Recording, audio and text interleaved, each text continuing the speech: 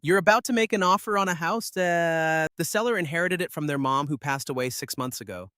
It needs $40,000 in work. Comps say it's worth $280,000 fixed up. What do you offer? If you said $200,000 or threw out some formula, you missed the only question that matters. Why is this person selling? Because here's what most investors get wrong. They think motivated sellers are desperate people who don't know what their house is worth. That's not it. Motivated sellers are people in a situation where speed, certainty, or convenience is worth more than top dollar. Understanding that difference is how you actually win deals. Let me show you what this looks like. Seller A is 3 weeks from foreclosure. The bank's taking the house August 15th. That seller doesn't need your best price. They need a close date before August 15th. Seller B is going through a divorce. Both parties want out. They don't need more money. They need this gone so they can move on. Seller C is a landlord with a tenant who hasn't paid in 4 months and trashed the place. That seller doesn't want top dollar. They want the headache to end today. Same house. Three completely different motivations. And if you lead with price, you lose all three deals. Your job in the first conversation is not to pitch, it's to listen. Here's how this actually works. You ask open-ended questions. Tell me about the property. What's your timeline look like?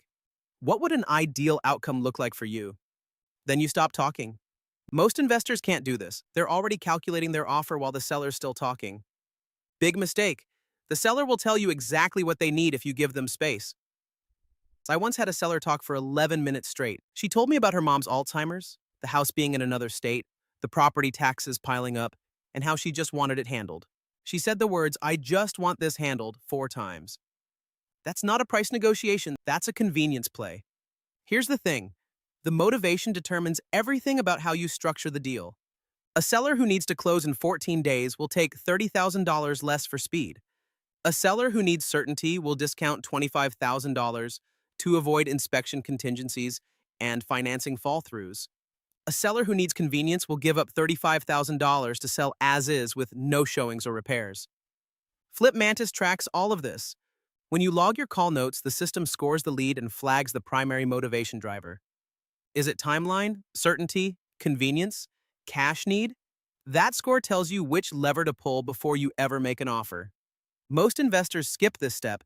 They jump straight to, "Here's my number," and wonder why sellers ghost them.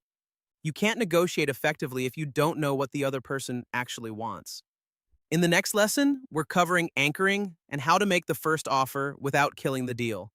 But none of that matters if you haven't nailed this part first.